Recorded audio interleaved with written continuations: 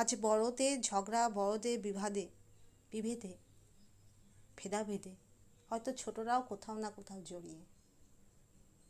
আজ ছোটদেরও শৈশব কোথাও বিপন্ন।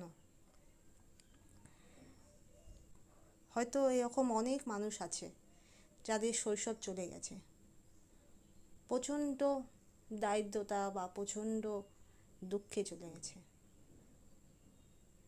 সেই শৈশব আর ফেরার নয়। তবুও আমরা কি পারি না সেই শৈশবটা যতটা পারা যায় ভালো করতে?